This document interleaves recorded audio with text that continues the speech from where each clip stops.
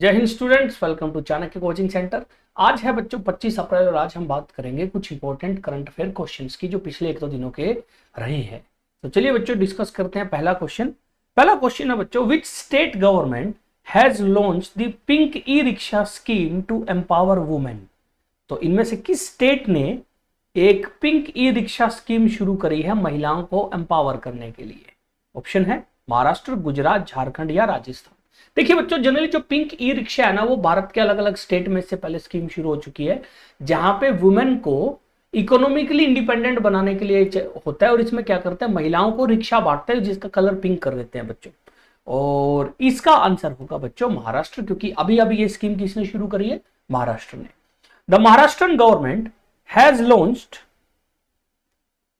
the pink e-rickshaw scheme to empower women and make them financially independent. It was officially launched by Deputy Chief Minister Ajit Pawar in Pune, where electric three-wheelers were distributed to selected women.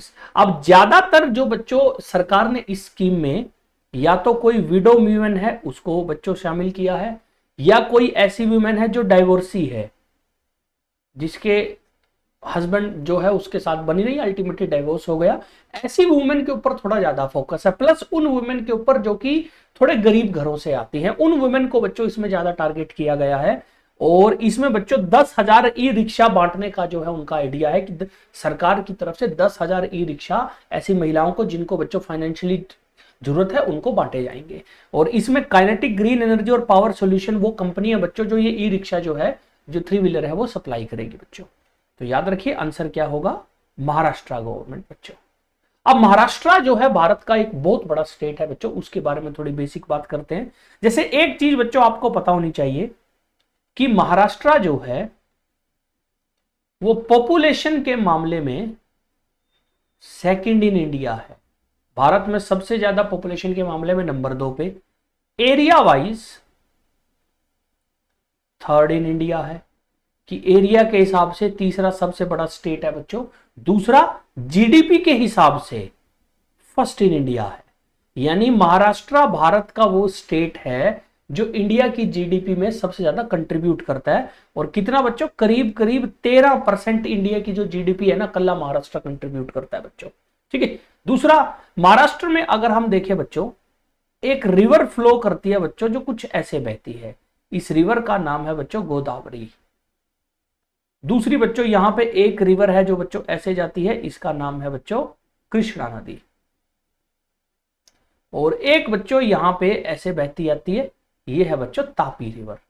तो महाराष्ट्र में 3 बड़ी नदियां बच्चों, एक east flowing है जो गुजरात चली जाती है, सॉरी वेस्ट फ्लोइंग है जो गुजरात चली जाती है। बाकी 2 नदियां हैं गोदावरी और कृष्णा जो ईस्ट फ्लोइंग है, जो दूसरे स्टेट में निकल जाती है। उसके अलावा महाराष्ट्र में एक बड़ी फेमस बच्चों माउंटेन रेंज भी है। वैसे तो काफी है, बट एक की हम बात करें तो यहां पे कहीं पे बच्चों है वो है अजंता बच्चों। तो अजंता एलोरा जो है, अजंता एलोरा की गुफाएं आपने केव सुनी होगी, वो सारी महाराष्ट्र में है बच्चों। फिर बच्चों बात करते हैं थोड़ी और बेसिक सी इंफॉर्मेशन। जैसे गवर्नर कौन है इस समय? सीपी राधाकृष्णन। चीफ मिनिस्टर है देवेंद्र फडणवीस बच्चों, बीजेपी पार्टी के, प्लस जो शिवसेना बच्चों जो है उनके साथ इनका कोalition है। स्टेट एनिमल जो है वो है इंडियन जायंट स्क्विरल। स्क्विरल मतलब गिलहरी, भारत में मिलने वाली सबसे बड़ी गिलहरी है बच्चों।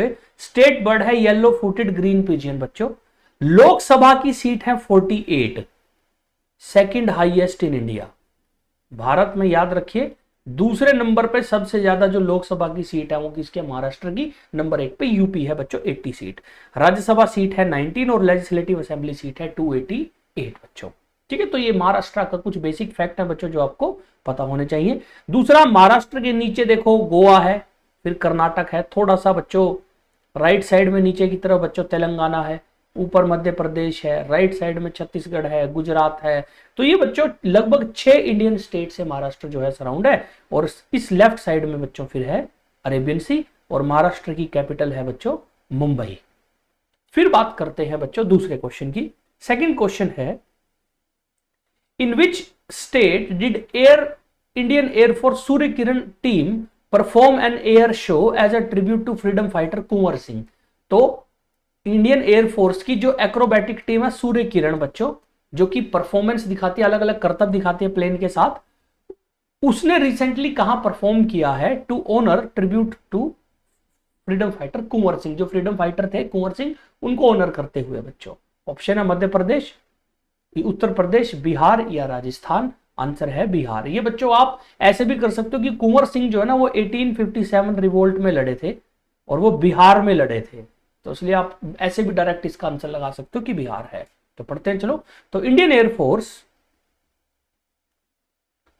Surya Kiran aerobatic team conducted a spectacular air show in Patna, Bihar as part of Valor Day या विजयोत्सव paying tribute to Baba Kunwar Singh, a revered figure of freedom fighter जो कि 1857 रिवोल्ट में इंडिया के लिए बच्चों लड़े थे।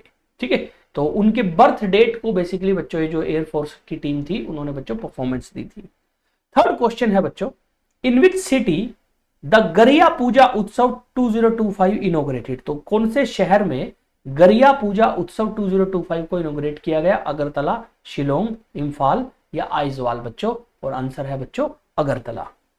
तो the Garia Puja Utsav was inaugurated by chief minister Manik Saha at Swami Vivekananda Maidan in Agartala. और अगरतला किसकी कैपिटल है बच्चों? त्रिपुरा की। तो त्रिपुरा में बच्चों काफी ट्राइबल लोग रहते हैं, वहां पे बच्चों एक लोकल भगवान है जिनको बोलता गरिया। गरिया बेसिकली जो है वो लाइव स्टॉक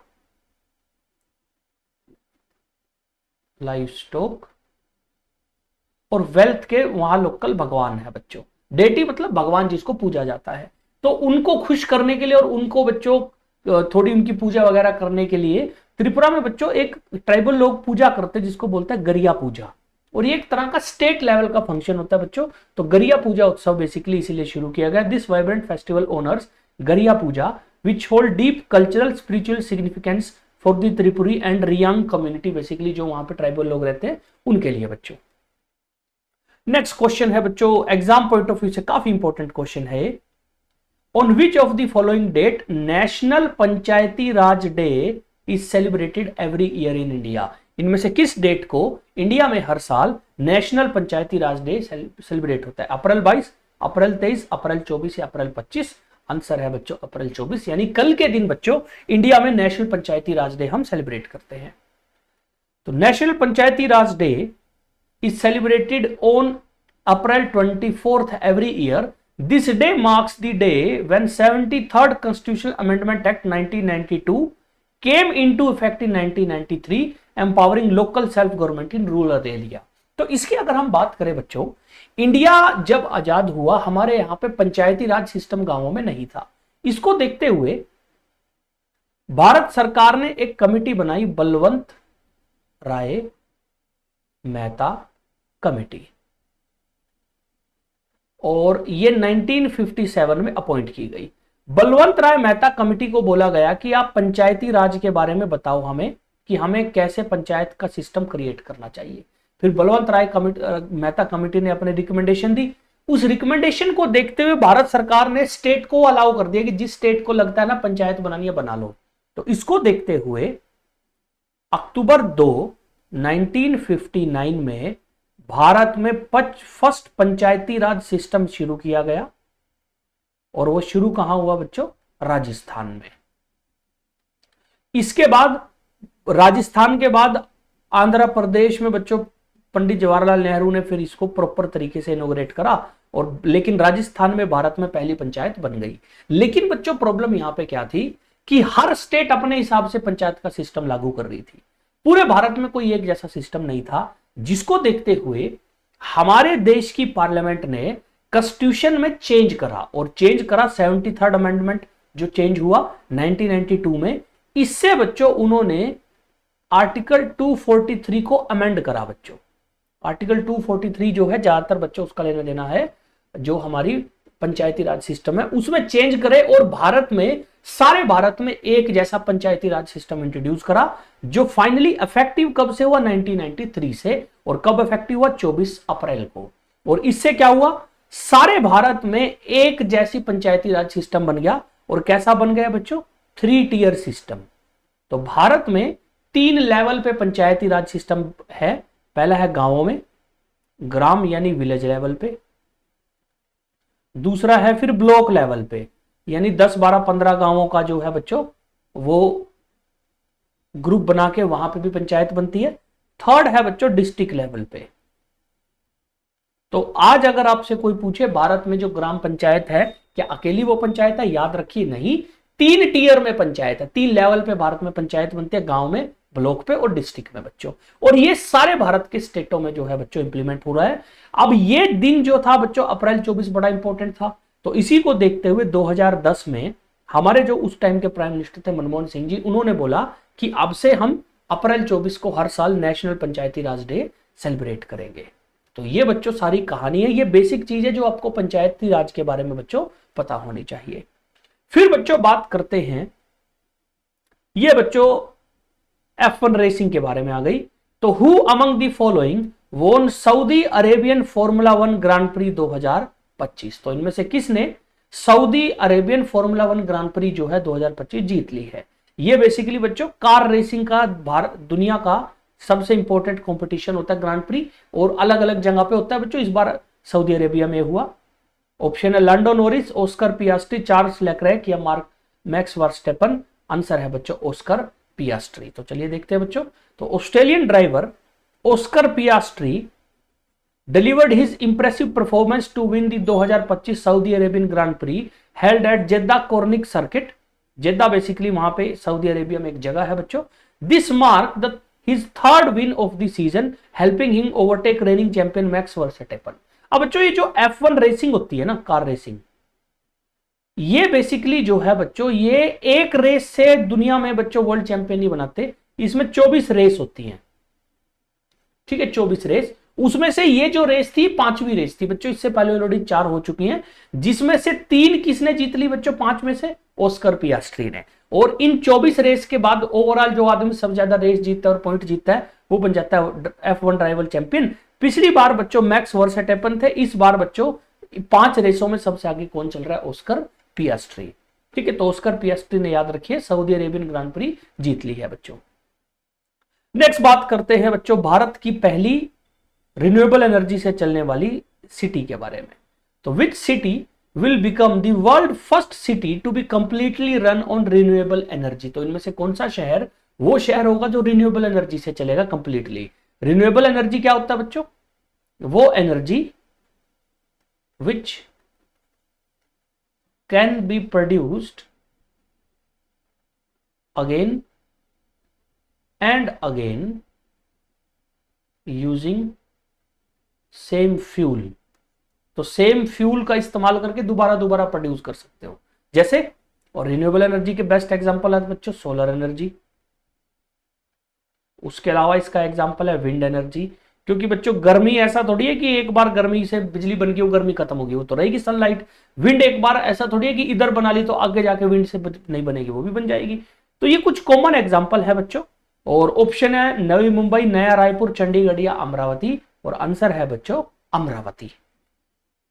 तो Amravati the planned capital of Andhra Pradesh is set to create history as it target to become the world first city to be powered entirely by renewable energy as a town planner look to build ultra modern yet environmental sustainable people's capital। तो बच्चों अमरावती जो कि आज के दिन आंध्र प्रदेश की capital है, इसको डेवलप किया जा रहा है बच्चों। क्योंकि हुआ क्या, जब 2014 में बच्चों आंध्र प्रदेश और तेलंगाना अलग अलग हुए, तो उससे पहले आंध्र प्रदेश की जो कैपिटल थी बच्चों वो थी हैदराबाद। हैदराबाद किसकी कैपिटल बन गई? तेलंगाना की। तो आंध्र प्रदेश ने डिक्लेयर करा कि हम अमरावती को अपनी नई कैपिटल बनाएंगे। बाद में जो है बच्चों इसके ऊपर काम हुआ, बट बीच में सरकार बदल गई तो फिर काम रुक गया। तो अल्टीमेटली अभी दोबारा टीडीपी की सरकार आई है, उन्होंने कहा हम अमरावती को डेवलप करके एक नया बड़ा शहर बनाएंगे जो हमारी प्रॉपर जो बच्चों एक कैपिटल के तौर पे काम करेगा। तो अभी अमरावती शहर छोटा है, इसको बड़ा डेवलप किया जा रहा है बना के, ताकि बच्चों आंध्र प्रदेश की एज ए कैपिटल ये प्रॉपर काम कर सके। उम्मीद है कि 2700 मेगावाट ग्रीन एनर्जी पैदा होगी जिससे शहर को बच्चों चलाया जाएगा। नेक्स्ट बच्चों बात करते हैं, ये बच्चों आपने न्यूज वैसे भी सुनी होगी कि पोप फ्रांसिस की बच्चों डेथ हो गई है। पोप फ्रांसिस, तो pope Francis who died recently was religious head of which branch of Christianity. तो क्रिश्चियन धर्म के पोप फ्रांसिस हेड थे, बट सारे क्रिश्चियन धर्म के हेड नहीं थे बच्चों। क्रिश्चियन धर्म में अलग अलग ब्रांच हैं, तो उनमें से किस बच्चों रिलीजियस ब्रांच के ये हेड थे? Orthodox Christianity, Baptist Christianity, Catholicism Christianity या एंग्लिकनिज्म क्रिश्चियनिटी? आंसर है बच्चों कैथोलिक क्रिश्चियनिटी। तो बात करते हैं बच्चों pope Francis, the first Latin American leader of Roman Catholic Church, has died on Easter Monday at age of 88 in his apartment in Casa Santa Marta, Vatican City. Francis, who was born in Buenos Aires, Argentina, was elected as a pope in 2013. तो बच्चों याद रखिए, ये जो Christianity धर्म है ना बच्चों, क्रिश्चियन धर्म है, क्रिश्चियन धर्म में मेनली बच्चों 3 अलग अलग ब्रांच है। पहला है कैथोलिक ब्रांच, जिसमें आप मान के चलो कि दुनिया के 50% क्रिश्चियन कैथोलिक हैं। दूसरी है बच्चों प्रोटेस्टेंट, प्रोटेस्टेंट ब्रांच में आप मान के चलो दुनिया के बच्चों 39% लोग जो है वो प्रोटेस्टेंट क्रिश्चियन है। और फिर है बच्चों ऑर्थोडॉक्स क्रिश्चियन, बचे हुए ऑर्थोडॉक्स हैं।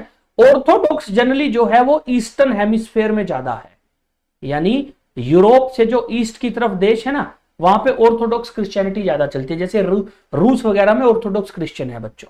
कैथोलिक क्रिश्चियन वो क्रिश्चियन है जो बच्चों खुद को सबसे पुराने क्रिश्चियन मानते हैं, और कैथोलिक क्रिश्चियन लोगों का ही जो सेंटर है बच्चों वो है वेटिकन सिटी।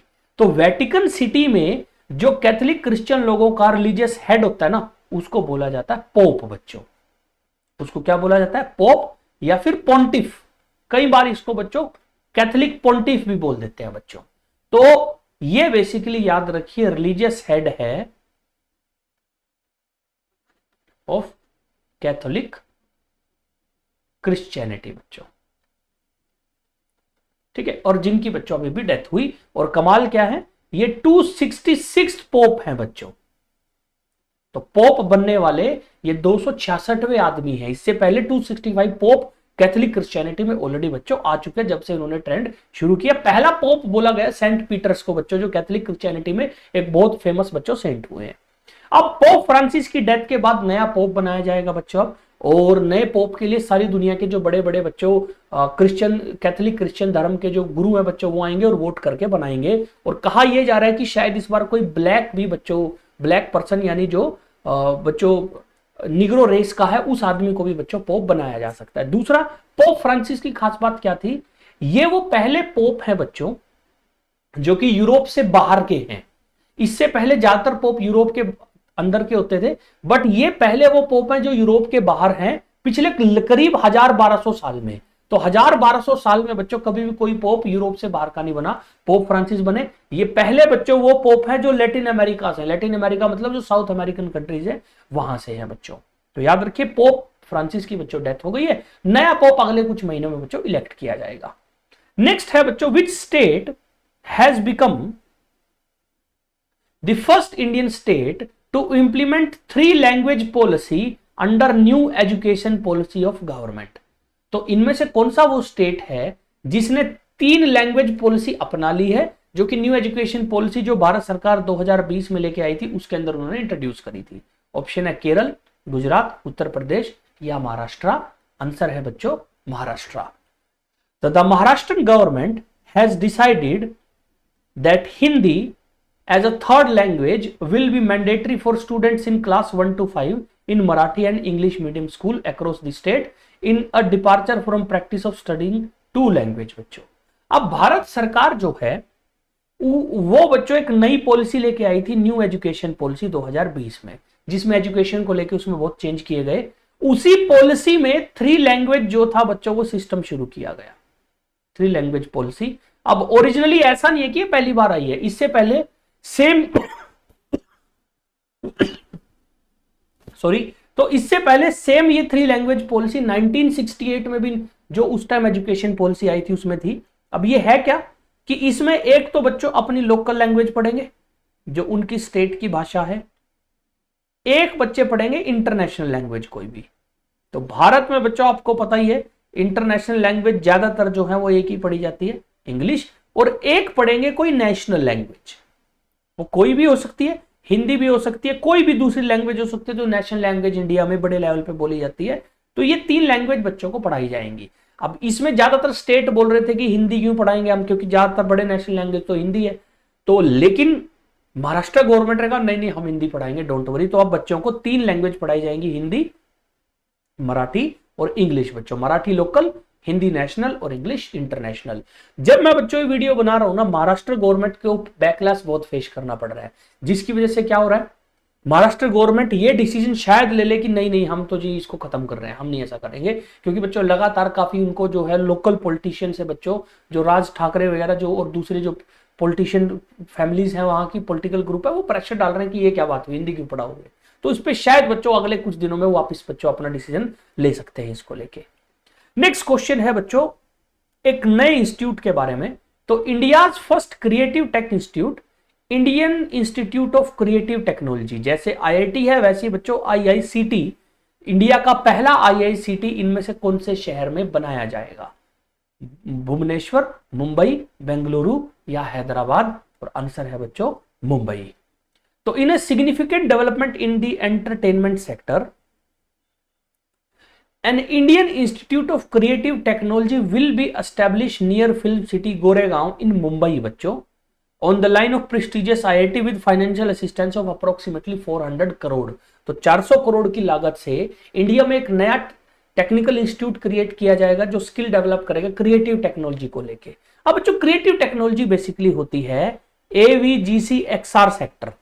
अब आप कहोगे ये क्या है? तो AV मतलब A मतलब एनिमेशन, V मतलब विजुअल इफेक्ट, G मतलब गेमिंग, C मतलब कॉमिक्स और XR मतलब एक्सटेंडेड रियलिटी इंडस्ट्री। तो भारत में ये इंडस्ट्री बहुत बढ़ रही है, गेमिंग इंडस्ट्री आप देख सकते हो, एनिमेशन इंडस्ट्री बढ़ रही है। तो इसमें ट्रेनिंग प्रॉपर देने के लिए जो नया इंस्टीट्यूट बनेगा वो होगा IICT, और ये मुंबई गोरेगांव में बच्चों बनेगा। नेक्स्ट बच्चों बात करते हैं आज का बच्चों हमारा आखिरी क्वेश्चन है कि which sanctuary become the second home of cheetah in India? Bharat में बच्चों चीतों का दूसरा होम कौन सा है? तो पहला होम कौन सा बच्चों चीतों का? तो आपको पता होगा बच्चों भारत में चीते रीइंट्रोड्यूस करे गए बच्चों कूनो नेशनल पार्क में। कूनो नेशनल पार्क जो है ये बच्चों पड़ता है मध्य प्रदेश में। तो वहां से कुछ चीते शिफ्ट किए गए किसी दूसरी जगह पे, उस सेंचुरी का नाम क्या है? Jawai Bandh leopard sanctuary, Chandraprabha wildlife sanctuary, Gandhi Sagar wildlife sanctuary या Kutch wildlife sanctuary? Answer है बच्चों Gandhi Sagar wildlife sanctuary, जिसमें रिसेंटली 2 चीते बच्चों छोड़े गए हैं। 2 चीताज जिनके नाम है बच्चों Prabhas and Pavak has been relocated to Gandhi Sagar sanctuary in Mandsaur district of Madhya Pradesh from Kuno national park. This में Gandhi Sagar sanctuary as second home to cheetah in India बच्चों।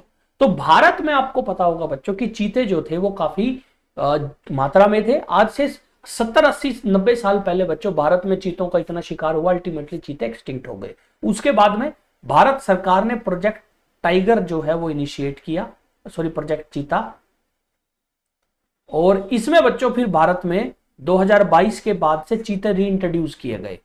और चीते कहां रीइंट्रोड्यूस हुए? कूनो नेशनल पार्क में। कहां से? नमीबिया से और साउथ अफ्रीका से। अब बच्चों यहां पे चीते जो है वो मरने भी लगे बीमारी या दूसरे कारण की वजह से। तो सरकार ने डिसाइड किया हम इनका घर इनको शिफ्ट करेंगे, दाएं बाएं भी भेजेंगे। तो उसके लिए 2 जगह सेलेक्ट की गई बच्चों। एक थी बन्नी ग्रासलैंड जो गुजरात में है, और दूसरी थी बच्चों गांधी सागर सेंचुरी। तो बन्नी ग्रासलैंड जो है बच्चों वो गुजरात में है और गांधी सागर सेंचुरी मध्य प्रदेश में है। तो यहां ऑलरेडी चीते आ गए हैं। पूरी चांसेस हैं कि बन्नी ग्रासलैंड में भी अगले कुछ महीनों में कुछ चीतों को बच्चों रीइंट्रोड्यूस किया जाएगा। The cheetah were originally brought to Kuno national park from South Africa in February 2023 under project cheetah. बाद में इन 2 चीतों को इधर शिफ्ट किया गया है। कोशिश ये है कि और चीते शिफ्ट करेंगे। प्लस बच्चों हम केनिया से भी बात कर रहे हैं कि केनिया से भी कुछ चीते आएंगे तो उनको भी इंट्रोड्यूस किया जाएगा। लेकिन अभी के लिए याद रखिए चीतों का बच्चों भारत में दूसरा घर कौन बन गया है? Gandhi Sagar wildlife century. तो आज के लिए बच्चों इतना ही। मिलते हैं आपसे नेक्स्ट क्लास में। जय हिंद, जय भारत।